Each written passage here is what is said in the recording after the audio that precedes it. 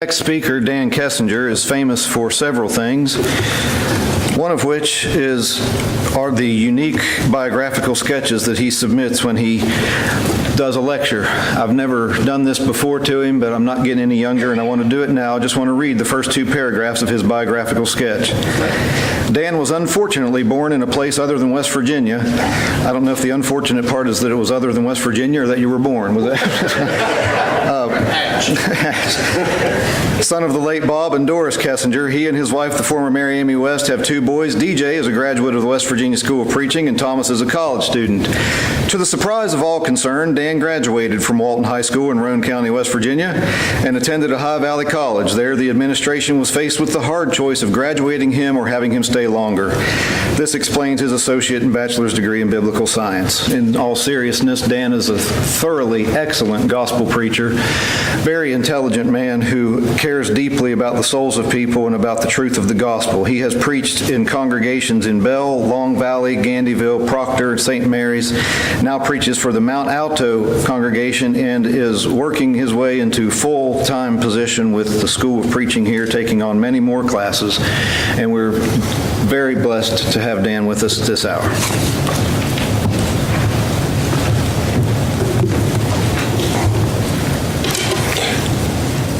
I'm glad to see all of you. I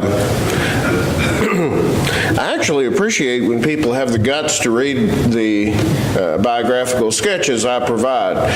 I do need to update that. It probably needs some new jokes because those have mostly been used. We have a serious matter on our hands today, and that's Romans chapter 4. I'm going to try to do it justice. It's a hard chapter. And as I'm thinking back, I seem to recall that I'm the knucklehead who volunteered for this. And so here I am with this. And it does supply us with some challenges. The topic is Abraham and the case for justification by faith. Now, when we think about Abraham,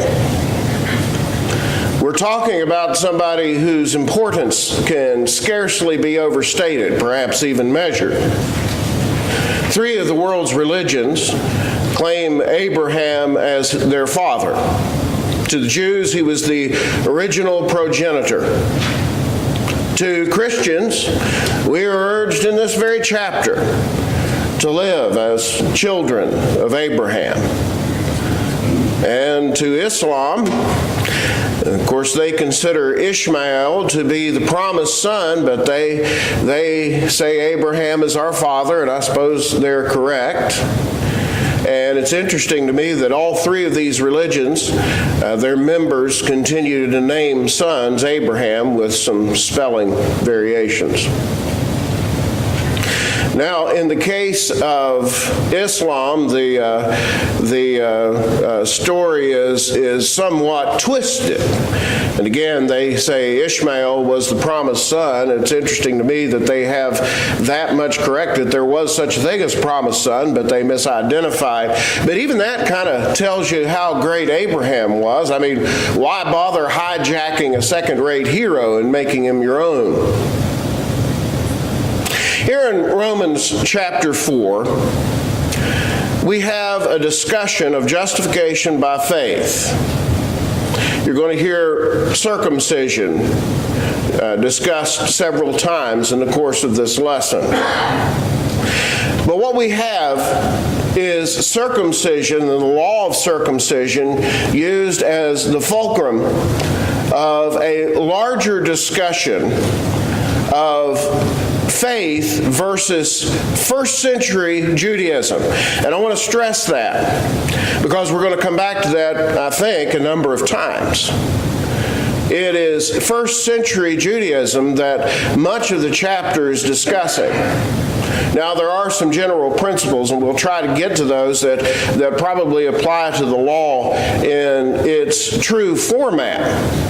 But I think that it's important to recognize that some of the things that Paul writes here about what was thought about the law was unique well, maybe not unique to the first century, but was uniquely incorrect. And in order to get there, let's think about the real nature of the law and see if we can see this principle emerging. Other places, Paul had said the following things about the law, and it doesn't really seem to resonate with what he's writing here. For instance, in Romans chapter 7 and verse 14, where he says, well, we know that the law is spiritual, but we are carnal, sold under sin. Or in Romans chapter 3 in verses 1 and 2, when he says, what advantage hath the Jew, or what profit is there of circumcision? And then he says, much in every way, for unto them were committed the oracles of God. And so we have here the first two verses that we have cited. We note that the law was, number one, it was spiritual. Number two, it was advantageous. Number three, in Romans chapter 7 and verse 7, we learn that the law was moral. Paul said, is the law sin? God forbid. I would not have known sin but by the law. For I had not known lust, but the law had said, thou shalt not covet. So what actually is going on here then, if he's saying these things about the law? Well, let's look at the first few verses, and let me read that to you in verses 1 through 3. We're talking about Abraham then in this first section, which is basically verses 1 through 8, and the concept of imputed righteousness. Now, in verses 1 through 3, the text reads, what shall we say then that Abraham our father, as pertaining to the flesh, hath found? For if Abraham were justified by works, he hath whereof to glory, but not before God. For what saith the Scriptures? Abraham believed God, and it was counted unto him for righteousness. I don't want to get ahead of the lesson that I have planned, but let me make the point. People say a number of things about these principles that we begin even here that are not correct. And so I think that we have to get straight what he's arguing against. And we'll talk a little bit more about that in just a moment, Lord willing. But first, let's see. Now, if we have this picture of the law that's presented in places like Romans 7 and 14 and Romans chapter 3, verses 1 and 2, what were they doing with the law that was incorrect? Now, first century Judaism is different than what we see revealed in the Old Testament. I think that's important to establish at the outset. There is a great difference in what God had designed the law for and what it was being used for. The true purpose of the law, as used correctly, was actually to bring men to Christ, to bring men to the new covenant. And with the conflicts that you see in the Gospels, with the rejection of the gospel, the widespread rejection of the gospel on the part of the Jews, it seems to me that they didn't recognize what the real purpose of the law was, as evidenced by that very rejection in Galatians chapter 3, verses 24 and 25. Wherefore the law was our schoolmaster to bring us where? To bring us to Christ. We might be justified by faith, but after faith has come, we are no longer under a schoolmaster. Incidentally, this is one of those cases where I believe the 400-year-old version makes a better use of wording than the more modern ones, which typically will read tutor. There's something more in the law than just being a tutor. There was also the flavor in that word of having authority over people. So it was not just to instruct, but it was also to provide discipline to those who were living under the law. So what were the Judaizing teachers doing in the first century? Well, they were elevating some of God's laws above all of the others, and I can't tell you exactly why, but we do recognize that circumcision was a very important part of that law.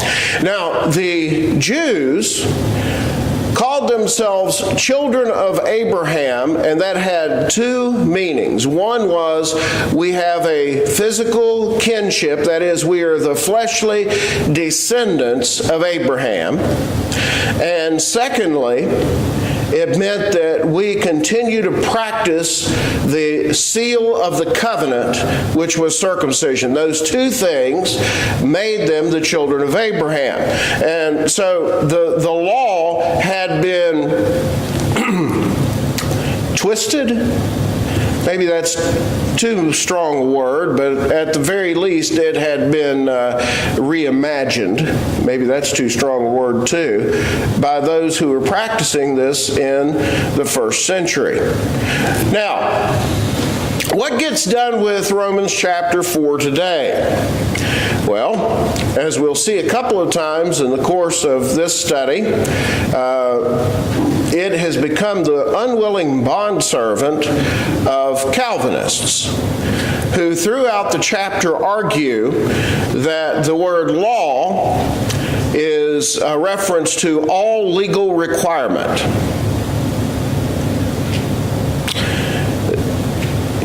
It would appear that since he's arguing against the law of circumcision, to thus generalize this into a condemnation of all law is a risky and tenuous business.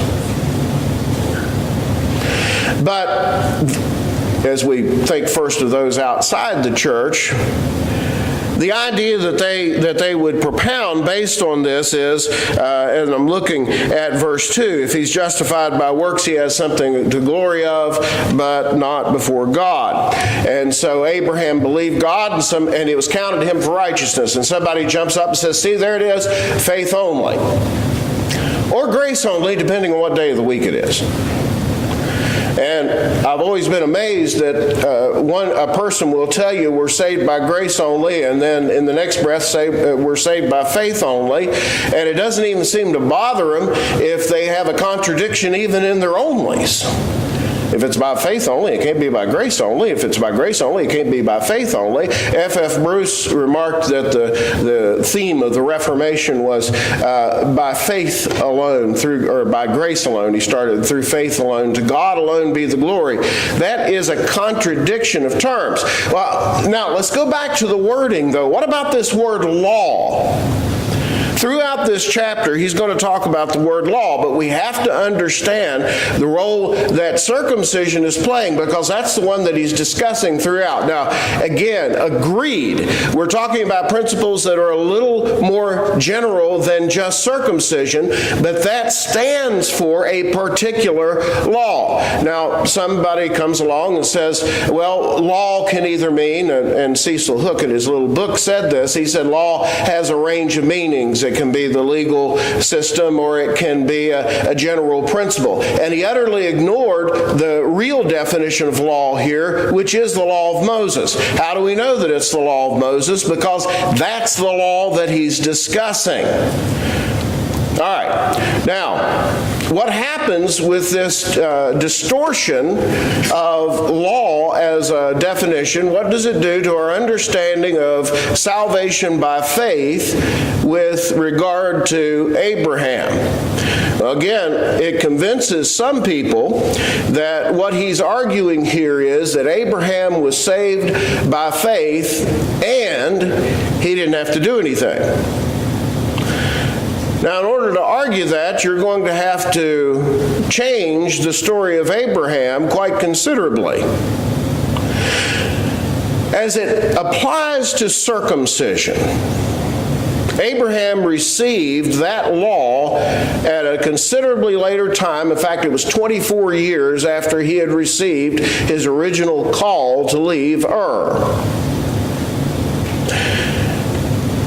We might ask the question, does this indicate to us that circumcision was not an absolute requirement?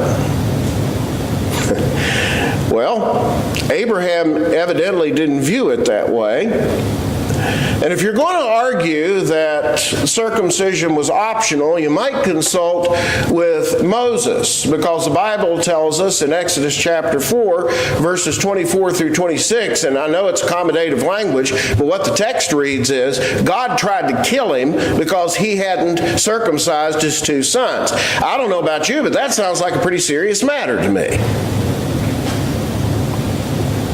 No, it isn't arguing for the things that people claim that it's arguing. So what exactly then is wrong with the Judaizing model of New Testament Christianity. Okay, most if not all of you are aware of this. What they were doing was saying to Gentile Christians, there are at least certain things in the law that you must honor.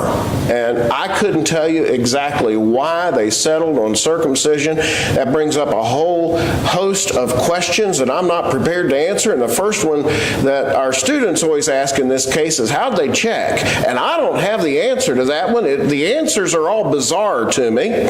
But in fact, I don't even want to say anything after that. Anything I say is going to be a problem after that. I don't know. But it was awfully important to them. So what they were saying to the Gentile Christians is, you at least have to do that. And it might even be that they felt they were being magnanimous to these Gentile Christians in only requiring that. Well, what do we gain from that?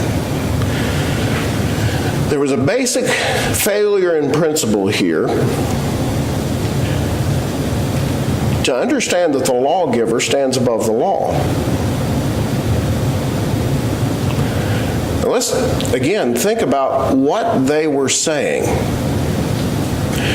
They were saying that in order to be pleasing to God, one had to be circumcised, and we're going to get to this a little more deeply in a moment. And what Paul was saying in response was, wait a minute, Abraham, your father, was a saved individual before circumcision ever even existed. Therefore, the implication is somebody might be pleasing to God after it ended. That is, if it is a matter of faith. Now, if your faith is in the law rather than in the lawgiver, you might have a problem.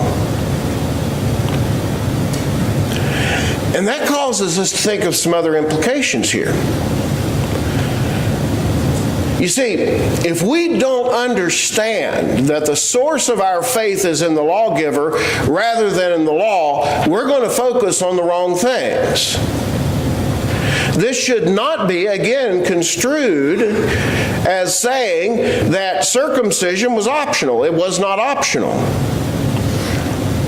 But what it says to us is that people often focus on the wrong thing. It happened all through the Bible.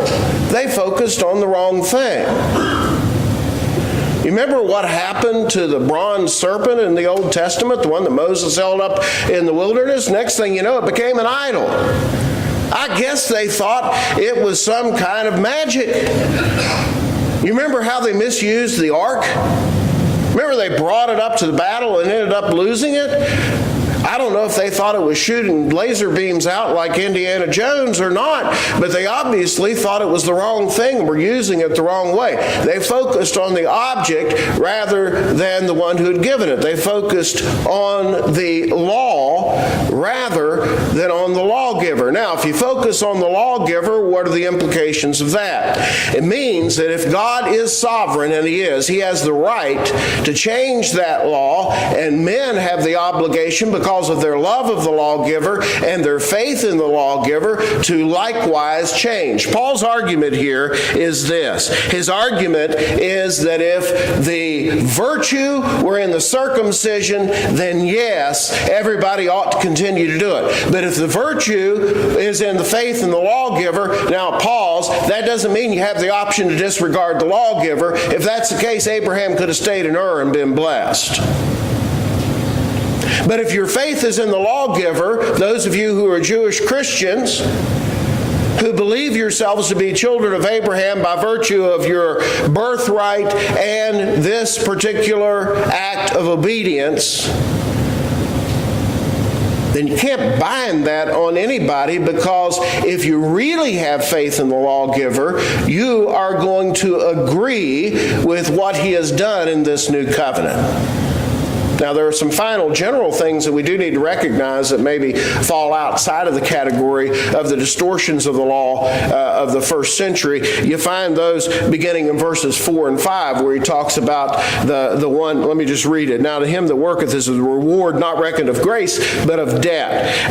But to him that worketh not, but believeth on him that justified the ungodly, his faith is counted for righteousness. Once again, he's not arguing that we don't have to obey God. How do we know that? Because all through the Bible, all through the New Testament, we find people who are standing up and saying, men and brethren, what should we do? And they always got a sensible answer. I'll tell you something else. Paul was one of those men. In Acts chapter 9 and verse 6, he, trembling and astonished, said, Lord, what wilt thou have me to do? And the Lord said unto him, go into the city, it will be told thee what thou must do. Paul is not condemning the Judaizers for obedience. Do you understand that? He's not saying thou shalt not obey. That's nonsense. It's the kind of work, the kind of law that he's talking about, and we need to properly identify it and define it in each case. But the general principle that he deals with here goes a little beyond that, I think. And it goes something like this. I think the implication here is that among those first century Jewish Christians, the ones that were causing this trouble, is it possible, do you think, that they had a view even of Old Testament law that said, and when we obey, we have earned our salvation? I think that is entirely possible based on what they were doing here. Now, was that true? And you hear people saying, or at least implying, that that's the system that was in place under Moses. Well, no, that never was true. Grace was evident in the Old Testament. But that view, when it applied to the New Testament, was obviously also incorrect. And so what is the contrast to all of this? The contrast, folks, is this simple phrase, imputed righteousness. And in the model of imputed righteousness, here's how it works. We anticipate standing before God in judgment. We anticipate standing, hoping for the phrase that we long to hear, that we had read in Jesus' promise, come ye blessed of my Father. What's it based on? We stand, I anticipate standing before God, not asking that I might be declared innocent on the merits of the case. And if I'm standing on the merits of the case, I'm doomed. But rather asking for mercy based on imputed righteousness. All that means we don't have to do what God said. It never meant that. But there is a world of difference between standing in imputed righteousness and standing in our own righteousness. I think that they were thinking in terms of standing in their own righteousness. And if that's what we're looking for, we're doomed to failure. It's interesting to me to think about this phrase that ends our section when he quotes from David in Psalm 31, saying, blessed is the man to whom the Lord will not impute sin. I know that David wrote this from inspiration. I know the Holy Spirit inspired him to write it, but I suspect that David had a personal stake in that statement. It's been said, sweetest words that anyone could ever hear are the words, I forgive you. And I suppose that all of us have had occasion to hear those words and to understand the relief of knowing that another human being has truly forgiven you of something for which you needed forgiven. But that's nothing compared to knowing that based on God's imputed righteousness, that he says to mankind, including a man such as I forgive you. As we go into the next section, which includes verses 9 through 16, a titled it Abraham, Faith, and Circumcision, although I'm not sure that's the best description. It's the best that I could do. And how those things tie together. And again, we've already talked some about circumcision, but circumcision is so evident in this chapter, we'll probably allude to it all throughout our study today. The first thing that you notice in this section is that the justification of Abraham, while uncircumcised, has certain implications. What are they? Well, one of those is that that Abraham was justified in an uncircumcised condition, which was, quite frankly, unthinkable to the Jews.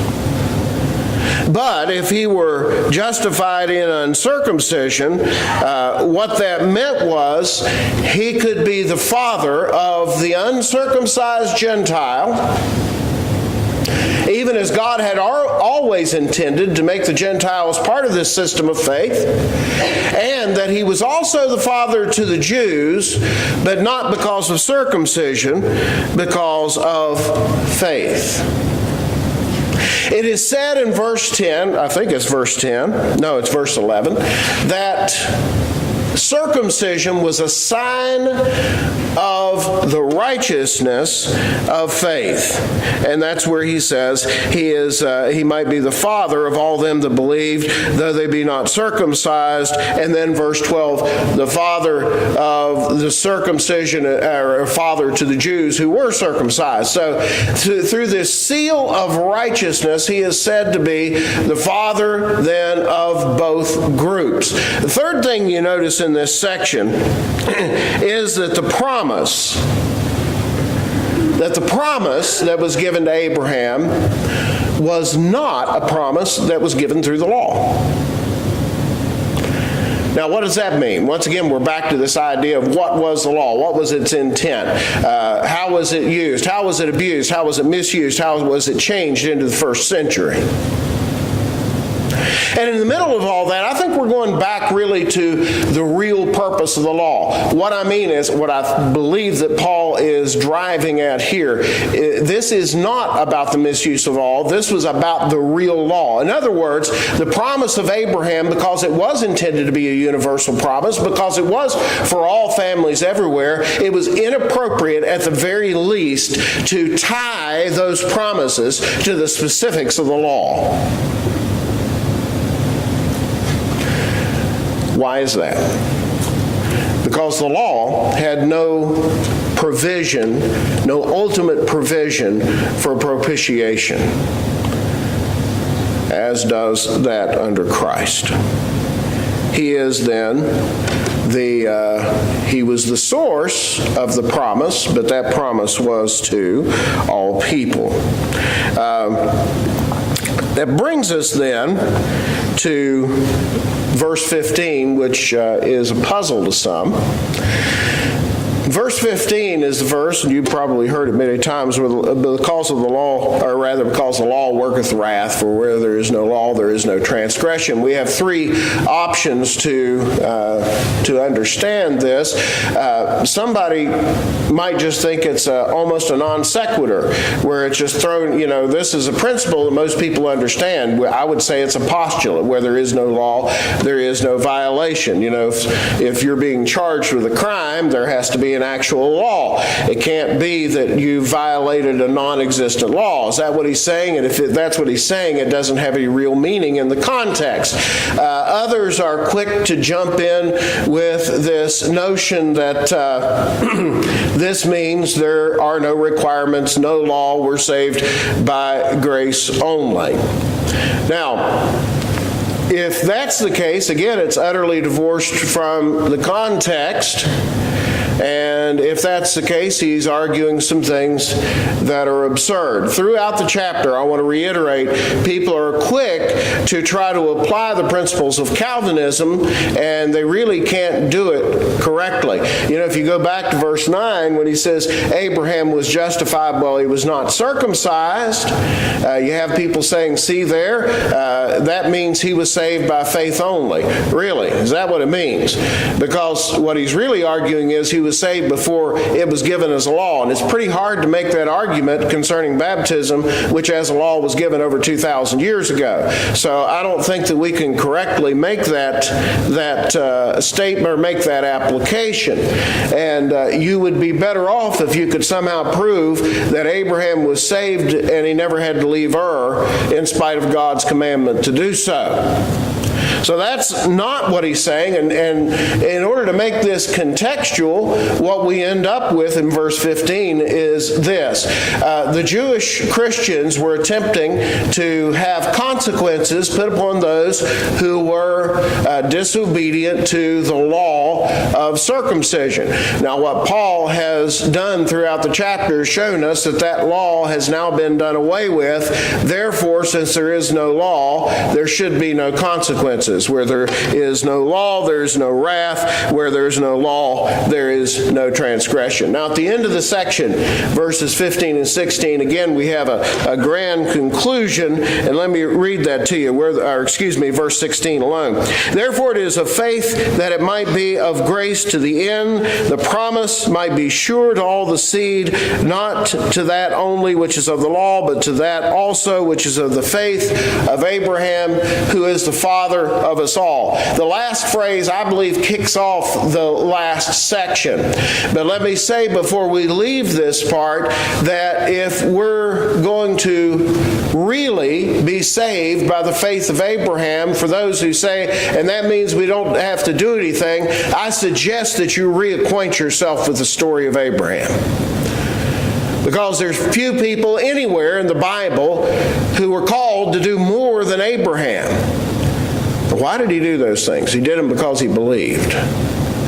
Why did he leave Ur at age 75? Why did he continue to follow God over the next 25 years until Isaac was born? He did all those things by faith. If you want to find justification for salvation by faith only, you better go anywhere else but Abraham in order to get there. Brings us to the last section. Children of Abraham. He's father of us all. It's interesting to me to think about the power of the name Abraham to these folks. You ever thought about that?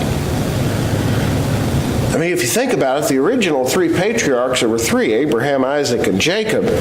And even you could have called yourself the child of any of these, and in one respect, it would have made more sense to go with Jacob. Why? Because other nations emerged from Abraham. Other nations emerged from Isaac. Jacob was the father of Israel alone. They wore his name. But it's really strange to me to think about how much the Jews focused in on Abraham. Maybe if there had been an ancient Mount Rushmore in Israel, it would have just had one face on it, and that was Abraham's. Maybe. But you remember how they would call themselves the children of Abraham. Like in Luke 3 and verse 8, John used that, say not we're children of Abraham, and God's able of these stones to raise up children to Abraham. It was all about Abraham. They were the children of Abraham. What's he say about being the children of Abraham? He begins in verse 17 with a reminder of the promise originally found in Genesis chapter 17 and verses 4 and 5. It was not an informal declaration. Rather, it was a formal resolution. As it is written, I have made thee the father of many nations. before him who he believed, even God, who quickeneth the dead, and calleth those things which be not as though they were. I think that it's helpful to us to remember when this took place. It was a momentous year in the life of Abraham. It was his 99th year. He was 99, and his wife Sarah was 89. And God gave him this assurance: I have made thee the father of many nations. It was the year of Isaac's conception. It was a year that he had been told Ishmael is not the promised son, although I'm going to bless him. It was the year when he confirmed, a year from now, Sarah will have a son.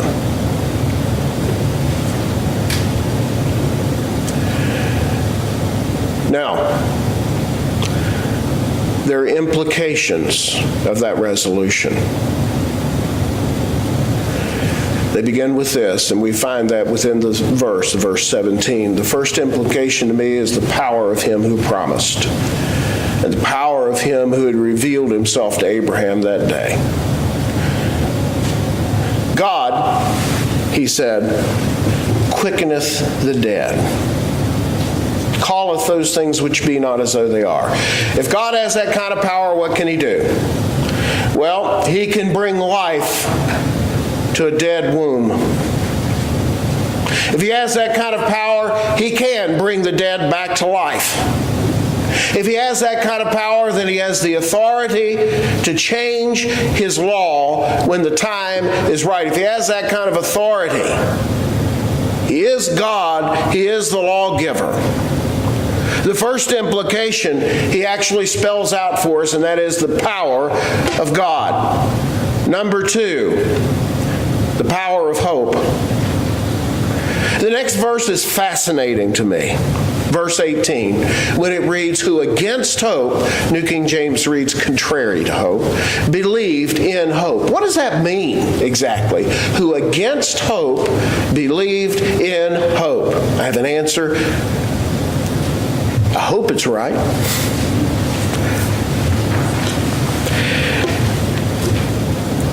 According to earthly evidence and experience, there was no hope.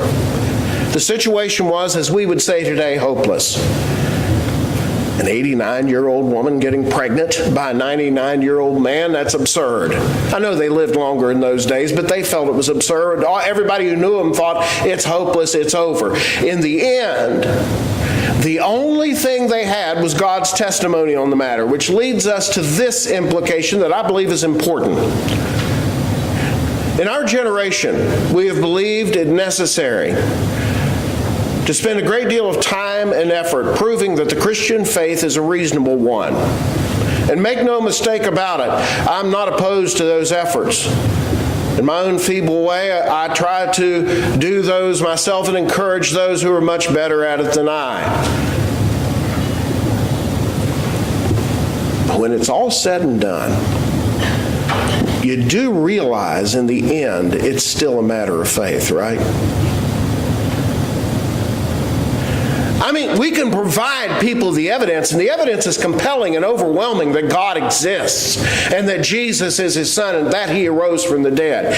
But you know what? We can provide all of the evidence and reason and logic in the world, and somebody might even be convinced that that's true and say that's nice and walk away. I'm thinking of what happened to Paul in Acts chapter 17. I think he provided sufficient evidence to say that God is real and that Jesus arose from the dead, and some of them mocked.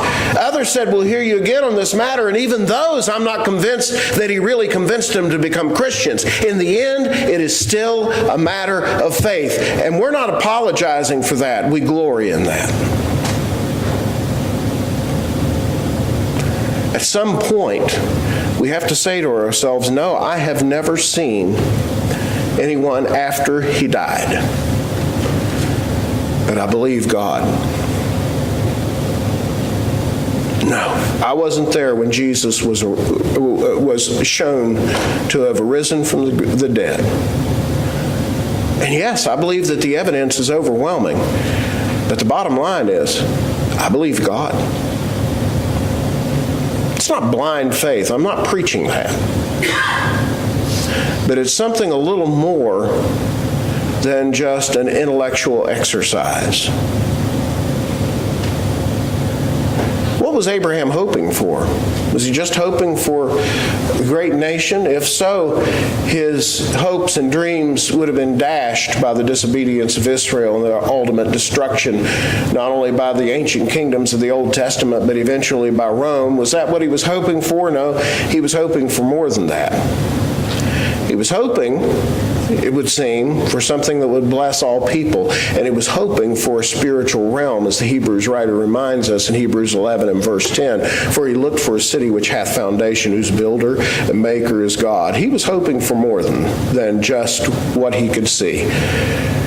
Number 3, it reminds us of the nature of his faith. There are 3 extraordinary statements to me that are made. Beginning in verse 19. Verse 19 reads, not weak. Verse 20 reads, staggered not. Verse 21 reads, fully persuaded. And yet, when you read about Abraham, of course, in the style of God's inspiration, especially in the Old Testament, you read it with a penetrating spotlight on his life. And if somebody were to write a biography of your life, the way the Bible wrote biographies of their lives, it would have to be an unauthorized biography, because none of us would sign off on that. And so we read terrible things about great people. Read about Abraham thinking, along with Sarah, well, maybe Eliezer, maybe we can just adopt him and we'll help God's promise. God said no. And then Sarah used the ancient handmaid tradition, said, Abraham, get Hagar pregnant, and God said no. And 2 times Abram lied about who Sarah was, evidently not trusting that God would protect him from the Philistines or the Pharaoh. And you scratch your head and said, wait a minute. Looks to me like he did plenty of staggering. That's what we learn about the nature of faith. That God calls us to be faithful, and the advantage of that unflinching, unrelenting biography of Abraham is we do see all those problems, and then we come away understanding that the perfect might leave Ur and never have a second thought, and the unfaithful would stay there, and the faithful may have some doubts, but he goes anyway. And the perfect might go up on Mount Moriah whistling a tune, preparing to sacrifice his son, and the unfaithful says no, and the faithful says the Lord will provide. And the perfect says, I never have a doubt. And the faithful, or rather the unfaithful says no. And the faithful says, Lord, I believe, help thou my unbelief. The perfect says, I never sin. And the unfaithful says, I'm not coming back. And the faithful says, I repent. Lord, help me to do better. And in the end, what Paul is talking about is not where Abraham started out, it's where he ended up. And I'm not sure how he ended up there, to be quite honest with you. Maybe he finally became convinced of God's protection. Maybe it was because of what he saw in Genesis 18 and God's extraordinary power in destroying the wickedness of the cities of the plain. And for whatever reason, God oversaw Abraham's faith. Throughout what you and I might call weakness at times, but it got it to the point where Paul could describe it as not weak, staggered not, and fully persuaded.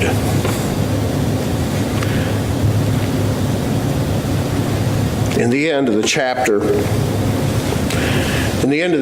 in just a couple of points because we are out of time, But a couple of points that I want to make.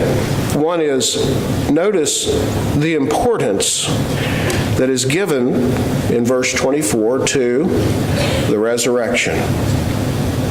If we're to be saved by faith, it's through the power of the resurrection, but if you look very carefully, he's actually talking about our trust in the resurrection. Now, notice the contrast between Judaism and New Testament Christianity. Judaism, likewise, was motivated by faith, but there's a great contrast here when we consider basic faith in God and the particular of the Christian religion, which is rooted in a faith in a risen Savior. The last verse, there's an interesting word, and it's the word for in the Old King James and most other versions. The New King James renders it because of. Now, it's not the word ace that many of us know and understand really can't mean because of, the word that's translated for in Acts 2:38. It's the word dia. And it can mean because of, and the New King James translators made it because of, and probably get some criticism because of that, and I think they're exactly right, and here's why. Because it's used twice in the verse. Now look at verse 25, who was delivered, and I'm going to read it the way it is in that version, who was delivered because of our offenses and was raised again because of our justification. Now, if we make that because of, is that teaching Calvinism, that we were already saved and Jesus died anyway? No. He's not talking about individual justification. Put it in the context. He's talking about the concept of justification. And by the way, if we don't make it because of, we've got a real problem on the first half of the verse. Do you see that? First half of the verse, who was delivered, was Jesus delivered so that we might offend? No, he was delivered because of our offenses. Well, in what sense was he delivered, or raised again rather, because of our justification? Because of God's grand scheme of redemption. God's grand scheme of redemption and justification demanded that Jesus both be delivered and be raised again.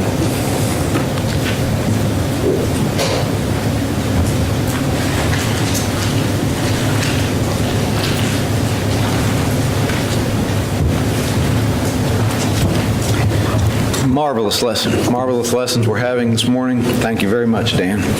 We'll be adjourned till the 11 o'clock.